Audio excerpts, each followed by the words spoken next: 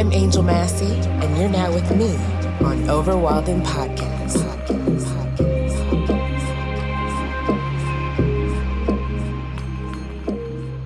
What's up, guys? Another week and another opportunity for me to commune with you guys, to heal and to break generational curses.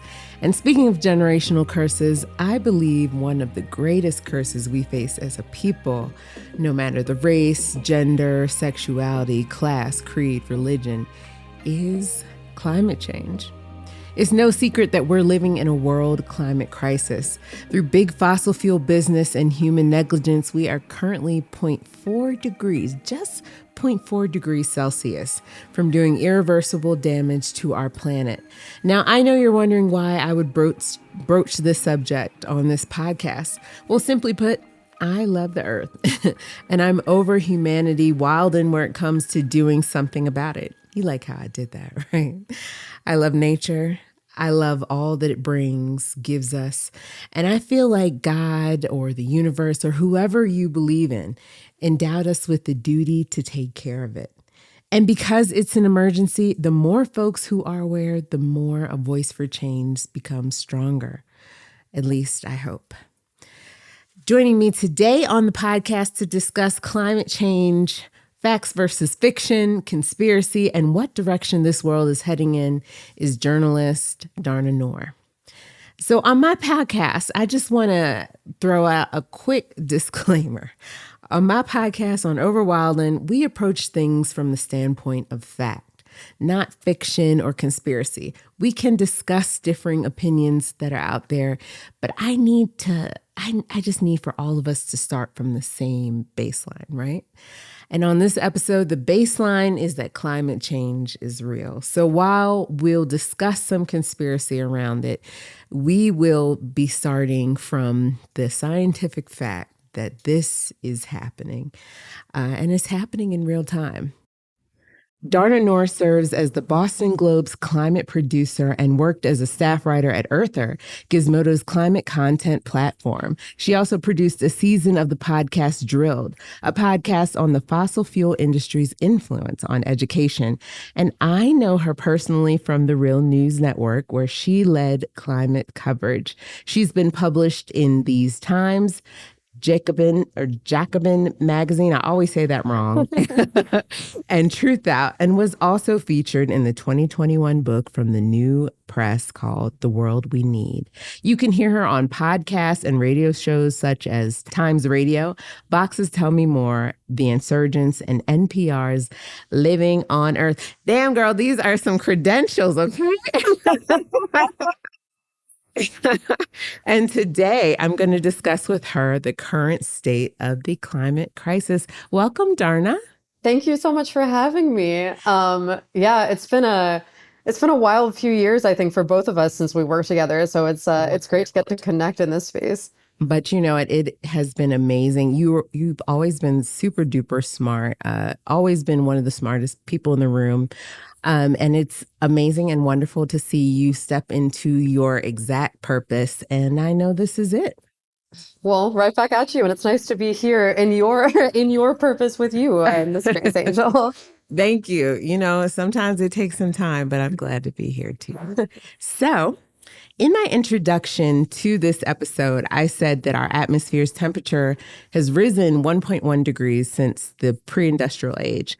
Mm-hmm. And 1 degree of warming, it might not sound like a lot to the average ear, but it's been enough to fundamentally change how energy flows around our planet, and thus creating this climate catastrophe that we currently find ourselves in, endangering lives and livelihoods of the most eco-fragile. And, you know, I don't have to tell you because you're an expert on this, but I'm kind of trying to bring my listeners around to that same baseline.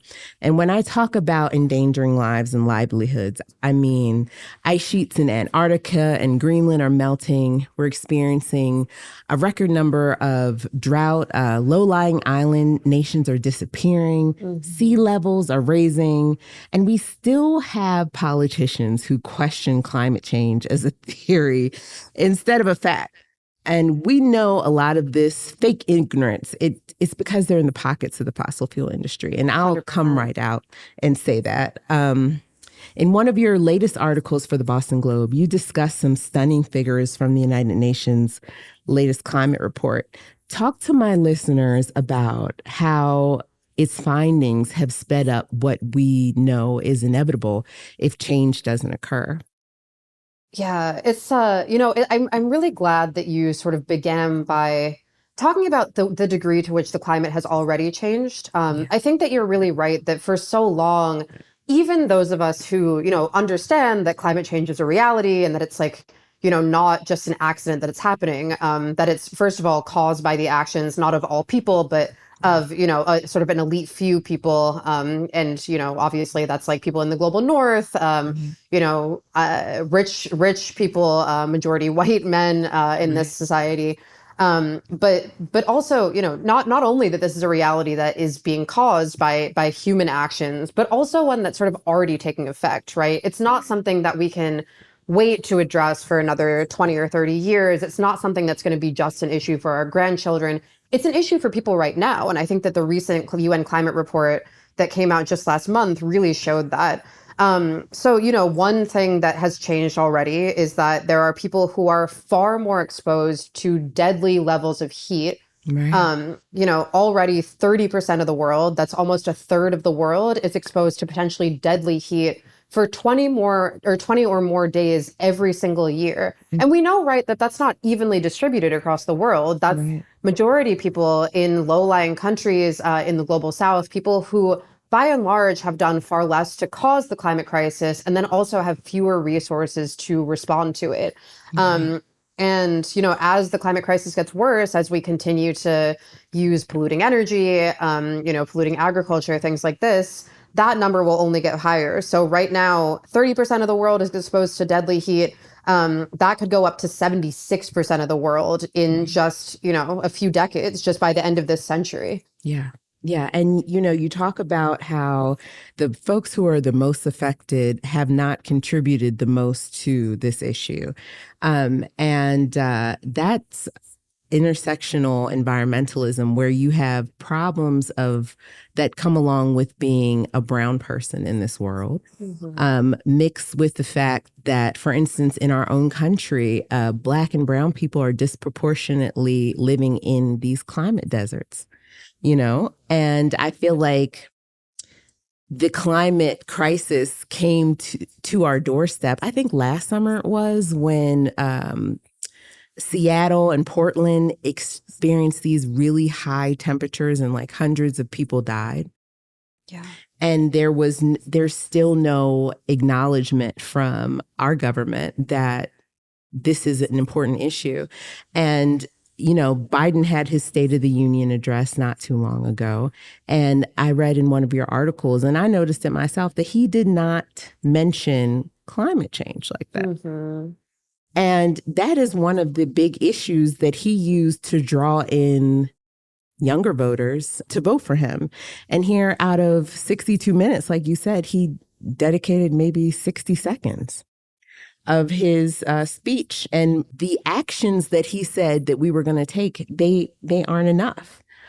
Talk to us about what it's going to take from a political standpoint for our leaders in this world to make actionable changes, because the ones that they're suggesting right now, they're not going to be enough. They're not going to be enough. Absolutely. And I think that the speech that we saw, the State of the Union speech that we saw from Biden the other week, was really exemplary of a problem that we see time and time again in this nation and around the world when, if there's another crisis happening, it seems to never be the right time to talk about the climate crisis. It's always there's a war happening in Ukraine, and so we should not be talking about the climate crisis. And my perspective is that it's not that we shouldn't be talking about the climate crisis when there's another important crisis happening. It's that we need to understand how, to use your word, to understand how these issues all intersect. Exactly. And so, if for instance, Biden had taken that opportunity to say that transitioning to clean energy for the United States would not only be a way to drive down energy bills, which obviously people are having so much trouble paying already, but could also be a way that we fight the ability of sort of oligarchic governments to act with impunity on the global stage. If we are less dependent on, for instance, if the world is less dependent on fossil fuels from Russia, then we have a lot more leverage to sort of say, oh, we're able to punish bad actors for their actions. Obviously, I think that it's important to. I'm not saying that the only thing that anyone should ever talk about is climate change by any means. I think that there's many, obviously, like immediate issues that are facing people, but the reality of it is that climate change is something that's kind of exacerbating every existing issue around the world, and that's especially for people who are already marginalized. So, as a person who's been covering climate justice for some time, have you seen an increase in actual measurable changes from big oil, big industry, big fossil fuel, et cetera, to catalyze collective global change? Because my biggest problem with the climate movement, quote unquote, is the way that it's been disseminated and commodified to everyday people to put the blame on us as if a single action by a single person, yeah, it can help, but it is not going to influence enough change to reverse what's happening. You know what I mean? Like, Absolutely. there is not enough emphasis on these industries changing. All the emphasis goes towards what our personal carbon footprint is. Have you seen enough increased interest in this topic, enough measurable changes from these industries? And if not, as a climate journalist, what would you like to see? It's such a good question. And I think that, even this question shows, I think that there definitely has been change. The question is whether or not that change is moving us in the right direction. And so I think what we've seen is that oil companies, gas companies, all of these sort of fossil fuels distributors, and by the way, their allies in government, the folks who, as you mentioned, are sort of in the pockets of these oil companies, have learned to change the way that they talk about these issues. For instance, even just 5 years ago, I think it was much more common to see like an oil executive or a congressperson deny the very fact that climate change exists. Now it seems like there's a lot more interest in talking about the problem, but when it comes to the solution, we see a lot of basically false solutions. You mentioned, for instance, this overemphasis of like individual carbon footprints. As it turns out, the very tactic of like talking about individual actions to curb climate change, the very framing of the carbon footprint in itself came from oil companies. It was a BP ad campaign essentially that popularized this notion of the individual carbon footprint as something that deserves our attention. Right. And so I think, that's not to discourage folks from taking individual actions. I think especially for me, sometimes I feel like the most important reason to make these sorts of small individual changes is just to remind myself that like there is another way to live. But in terms of the amount of action that we're seeing from oil and gas companies, I think that the changes on the level that we would need basically require them to adopt a completely different business model and basically require them not to exist anymore. So it's not surprising that we don't see those kinds of changes, I guess. But no, definitely we're not seeing the solutions at the scale of the crisis. Right. And I don't remember where it is I read this, but I read that, it was probably your article. I read that the changes that the international community are proposing currently, if they had been followed or if they are being followed, it still wouldn't be enough to curb what could happen, which would be displacement of people, displacement of everything, basically. Yeah, definitely. And we're unfortunately sort of at a point where climate change is the reality. Even if we did everything right starting tomorrow, we would still have to deal with that reality. And that means that even if we stopped using oil and gas tomorrow, there are still some nations that, due to our past actions, will be underwater. The nation of Bangladesh will be essentially underwater. The Marshall Islands could be underwater. And so part of our job now, I think, is also to ensure that, you know, places have the resources to properly adapt and like deal with the changes that are coming. So now we need to move basically at lightning speed on both of those tracks. We need to change our world to stop warming happening. And then we also need to adapt to the level of warming that's already sort of baked in. Right. And so I want to quickly switch gears because I have a quick personal anecdote. My husband's friend does not believe that climate change in the way that we're discussing it is a real thing. He believes that it means the climate has always changed. So what are we talking about? And there are a lot of conspiracies around climate change and people believing that governments can control atmospheres. Oh, yeah. Putting a curb on our personal choices is a way to control us. Talk to me about conspiracy around climate change and who does that benefit? Mm. Yeah, who it benefits, I think, is a really good question. I mean, I think, of course, the decades of misinformation and frankly, like, you know, misinformation from the very top levels Right. are it's unsurprising that they're kind of, you know, clouding people's judgment and people's ability to like sort of see the reality of the science. Right. And we know that that was intentional, right? Like there's tons of reporting that shows that as far back as the 1960s, companies like Exxon and Shell, you know, the companies who are the most responsible for climate change, knew that this was happening, knew that their products were causing the problem, and yet worked as hard as they possibly could to cover that up, to make sure that no one actually knew that there was something that we could do about it. And now I think, you know, honestly, part of the problem is that even when we talk about the solutions to climate change, we always talk about needing to give something up. And so what I would like to see essentially is a world where the solutions to climate change are so enticing that it doesn't even really matter if you believe in the reality of them. Like if we know that solar power and wind power are cheaper to use, are more stable, you know, are more efficient, if we know that they're better and can save people money in the long run, then why does it even matter if you believe that, you know, the pollution causing energy sources you were using before are causing climate change? For you, it's just like, you know, obviously I would like my energy bills to be lower. Right. So I think that it's two things. It's like we need to combat the misinformation and make sure that people have access to, you know, the correct kinds of information they need. But also, like, we need to remind ourselves that there are ways to address this issue that also just kind of make people's lives better, frankly.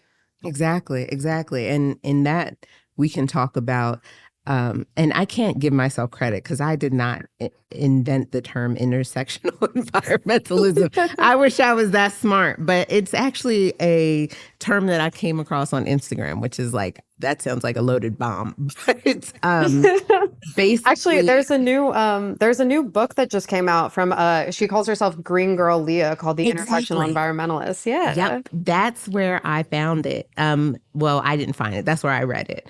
And it has a lot of basis in not just the intersection between climate change, environmentalism, and issues that affect Black and Brown people, but issues that affect women. Yes. You know, the fossil fuels willingness to put these factories that cause these chronic health conditions in the Black and Brown community, only in Black and Brown communities, you know, and I think that when you're not faced with these gases, when you're not faced with these poor living conditions, when you're not in these low-lying nations, island nations that their very existence is threatened, it's easy to just not see it or deal with the problem. Yeah, absolutely. But I'm wondering, as this country continues to have severe weather, it can't be a question in anyone's mind that this is coming from climate change. There can be no question. And so I'm hoping that as we're confronted with it, which is terrible, but my mom used to say, if you don't see, you'll feel. It's true. I'm hoping that as we continue to feel these effects, that we will be inspired, like the global will be inspired to make these changes. Yeah, I certainly hope so. I think it's hard to keep the optimism sometimes, but I certainly hope so too. Yeah, yep. In one of your articles for the Boston Globe, you said the climate crisis is upon us and that the world has utterly failed to prepare. It that yeah, so basically that's what I wanted to say. But I appreciate you coming on with me. I appreciate you lending your knowledge and your wisdom to Thank you. this issue. And is there anything else that you want to tell my listeners about climate change? Because a lot of them will be coming to this episode green about what it is and why it's important that it's an issue that we pay attention to. I guess that, if folks are like me, I think that for so long I sort of thought of climate change and environmental issues as like something that you only care about if you aren't dealing with other immediate issues. I thought of this as something Mhm. that like, oh, only somebody who like is very privileged obviously will have the ability to think about issues like this. But the reality of it is that it's the people who are the most vulnerable around the world who are also the most vulnerable to climate change. And so I think the more that we can remember that and like reframe the way that we think about these issues as not like something for, rich people to sort of sit in their ivory towers and talk about, but as something that's Mhm. affecting everyone around the world, especially people who are already vulnerable, then the more we can sort of recognize the urgency of acting and frame our conversations around that urgency. Absolutely. Thank you so much because it is a crisis, folks. It's It true. is a crisis, and I don't know if I said enough that this is an emergency, but it I really wish it is. wasn't, but I wish it wasn't too, because it is even more immediate now for me reading about how if we don't change, we have this zero point 0.5 degree Celsius margin to work with, or zero point 0.4 before things catastrophically change where we can't change them. And it makes me think about my son, like what kind of world will his little ass grow up in? And I hope that things haven't happened for the worst. So God, yeah, 100%. There was a part in the recent UN report that basically showed that, a person who's under the age of 10 right now, by the end of their life, could see climate change get worse by like 10 or 50 fold. That's a time when like most CEOs and most billionaires around the world are already going to be gone. So yeah. yes, thinking about like your son, thinking about children who are growing up in this world today and what they're going to inherit it really, I think, makes the urgency very clear. Yeah, it's crazy. I'm sure that you've heard of him. There's this engineer meteorologist from back in the 1930s named Guy Stewart Callender, and his task in or his role in the history of documenting climate change was that he was one of the first meteorologists to tally weather records over time, Hmm. and he's one of the individuals that whose findings helped us understand at how rapid of a pace not only CO2 was in hanging around the atmosphere, but our climate change was increasing. That was a whole mouthful, y'all. But anyway, when he discovered how much extra CO2 was in the atmosphere compared to pre-industrial age measurement, he said, well, you know what? It's okay. Heated atmosphere will cause crops to grow, and we want to keep those. This is a direct quote. In any case, the return of the deadly glaciers should be delayed indefinitely. And it's just interesting to even read a scientist's, how can I put this, lack of concern about this issue. And that sentiment prevails today in politics. For so long, I think that there's been so much effort to cover up like the ways that these changes are horribly affecting people that it can be really tempting to sort of assume that like, oh, if it was really that bad, someone will take care of it, right? Oh, if it was really that bad, the government will take care of it. Corporations would never allow anything to get that bad. No one would ever allow us to be harmed to this degree. And it's really alarming to wake up one day and be like, oh no, like it really is that bad. And there are literally people who have power over me who just don't care if I die. But I think once it sort of clicks for you that the changes that we need are that urgent and that transformative, and really like once you see it from people who, you know, know the science behind this and the policies that we need better than anyone, then it becomes really clear that it's possible to make those changes. It requires a whole lot of political will. It requires like a lot of effort. But it's possible to make those changes, and it's possible to change everything right now if we put our all into it. Absolutely. And ending on a positive note, hopefully we will begin to see that real actionable change in the very near future. Because I love the planet. You do too. Me too.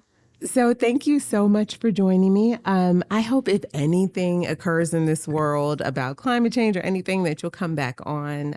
We would love to have you. I would love to. Thank you so much for having me. It's been really great to talk to you, even about a dark topic like this. Right? I know. And the positivity is that as as many people that will listen to this episode, I hope that we have influenced someone out there to either vote differently or raise their voice to the issue. I hope so too. All right. I hope you have a good day, girl. I'm gonna text you later. Thank you. Thank you so much for having me. I really appreciate it. I appreciate you. All righty.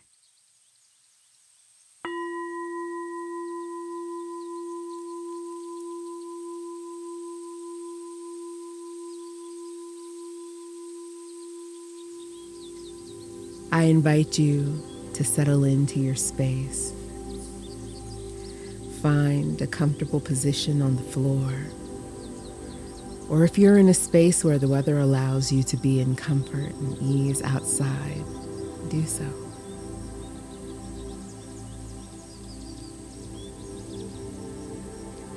Allow as much contact with the floor or the ground or the earth with your body as possible.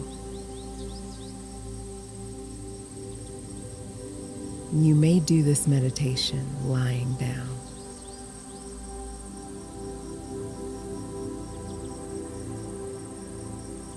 Allow the floor or the earth to ground you in this moment.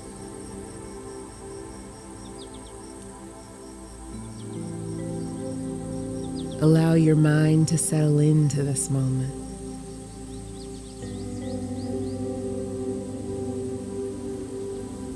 Let your shoulders fall away from your ears.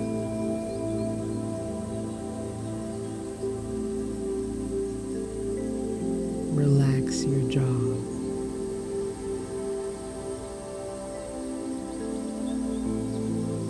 And when you're ready, close your eyes.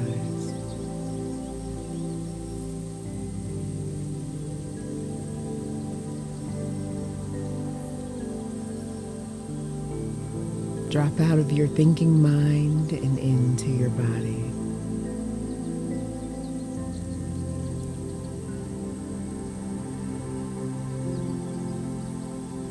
Relax your body.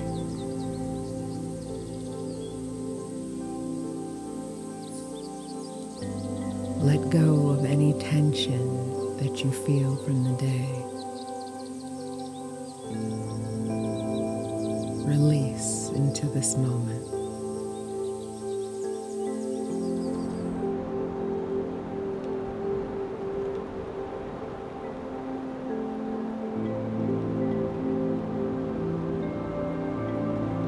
Focus your awareness on your nose.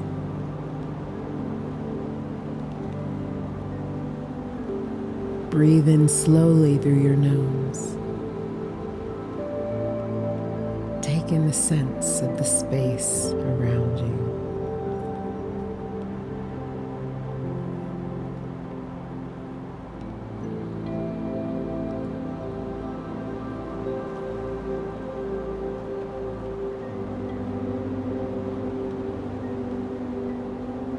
Release your ears from your shoulders.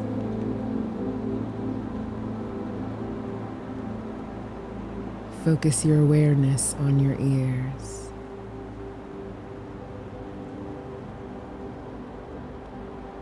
Take in the sounds of the space around you.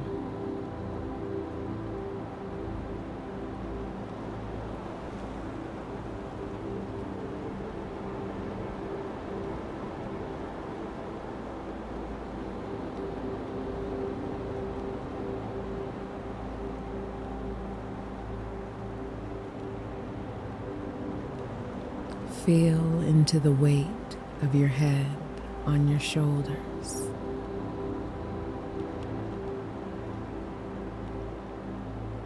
Focus your awareness on your head.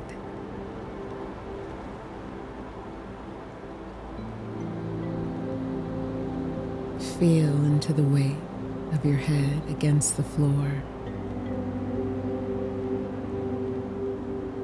against the earth.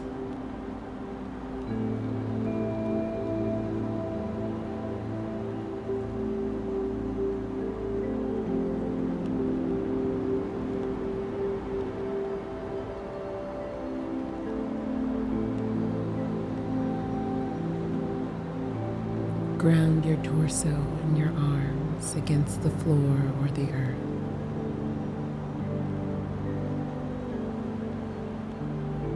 Focus your awareness on your torso and arms.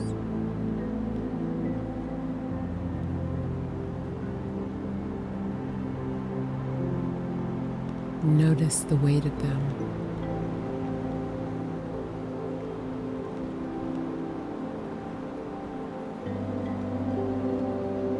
Notice how they ground you to the place you're in.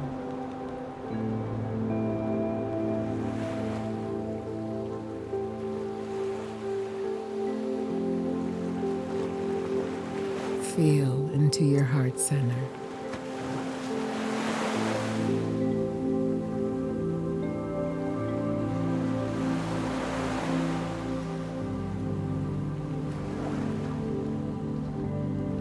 Notice how your beating heart grounds you to this moment.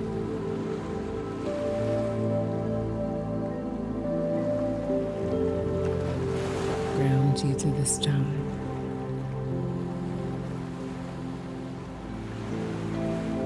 Grounds you to this place and this space you're in.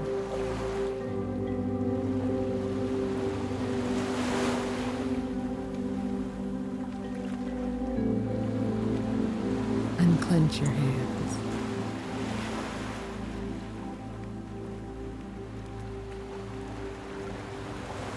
Focus your awareness on your hands.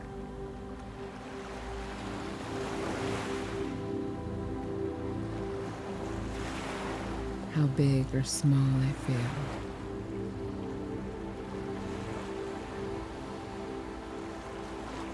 How relaxed or tense they are.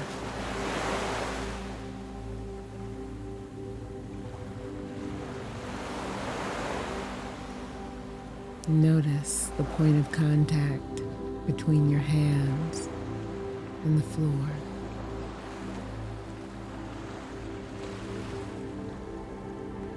Or your hands on the ground.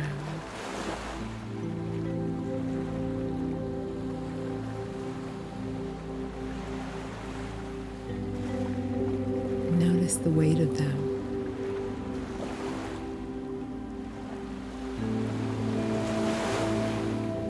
Notice how supported your hands are against the earth.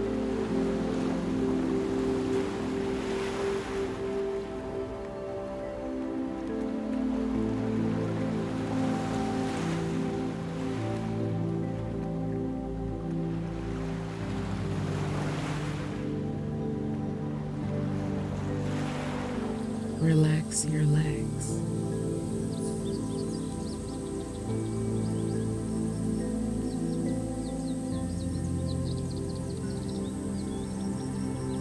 Focus your awareness on your legs.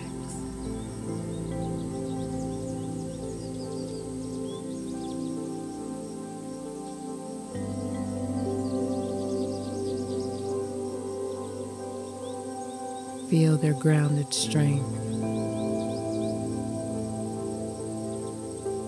their buzzing energy.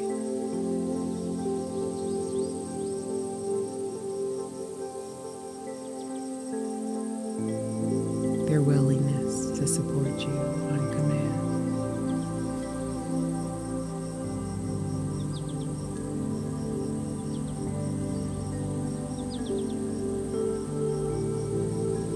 Notice the weight of your legs against the floor.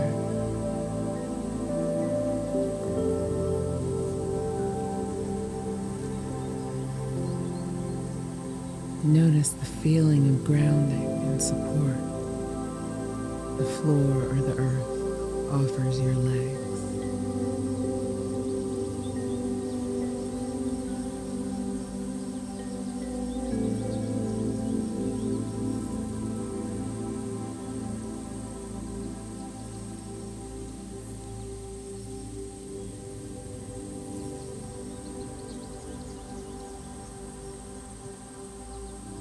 Relax your feet.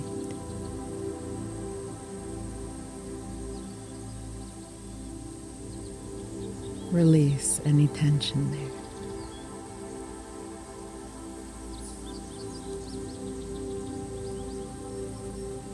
Now focus your awareness on your feet.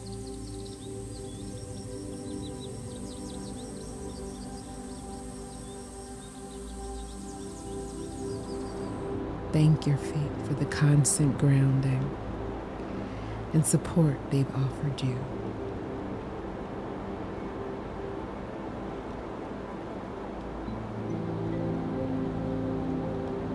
For the support they've offered your ancestors to carry you.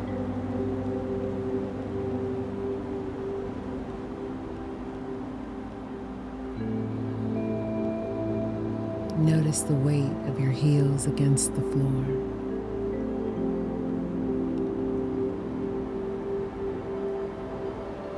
Notice the feeling of grounding and support the floor or the earth offers your feet.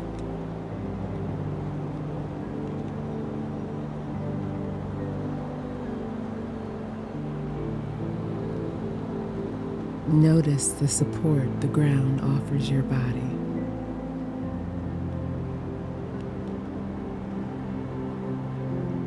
Now focus your awareness on your entire body.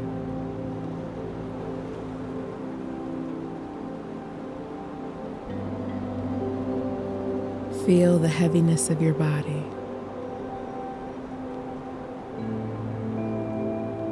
Feel into the points of contact between your entire body and the floor or the earth.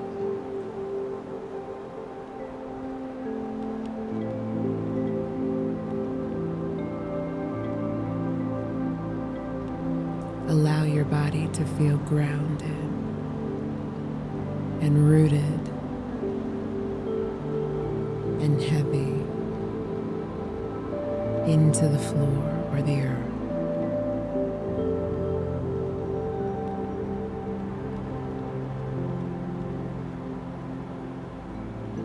Melt into the space you inhabit.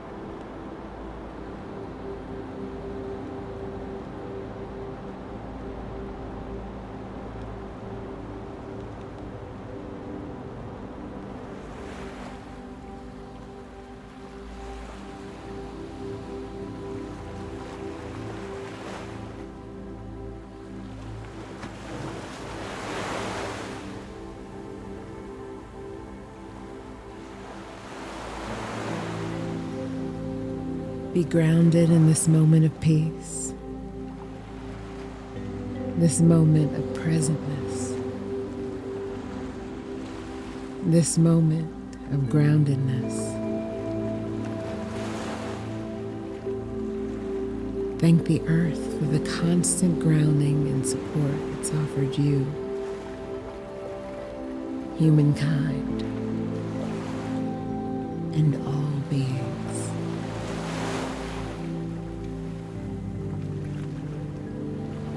Repeat this mantra to yourself. May I be grounded. May I be protected. May I be connected on this earth.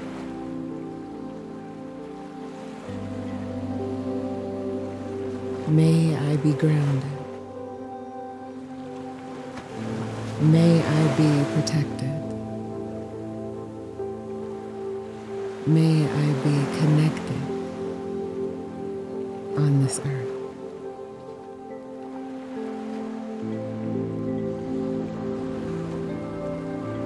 May I be grounded.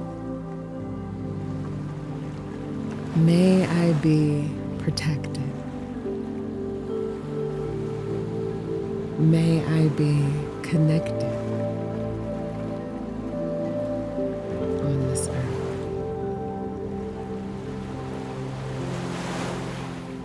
Repeat at your own pace.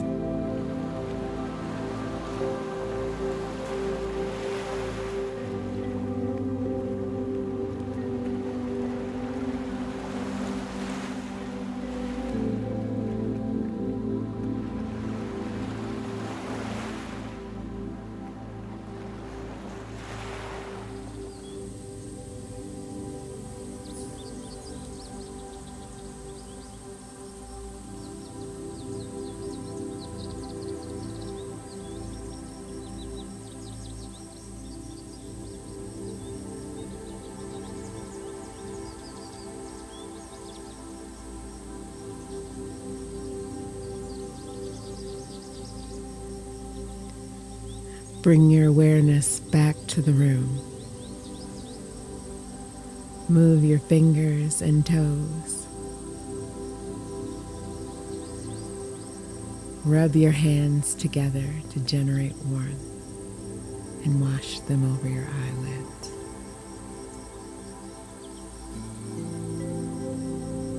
And when you're ready, open your eyes.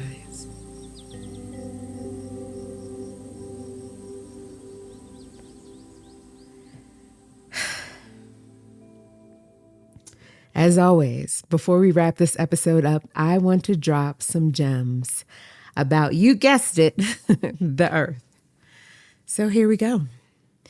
Even though the space we inhabit may seem small, the earth is our home. It's our duty and legacy to protect it.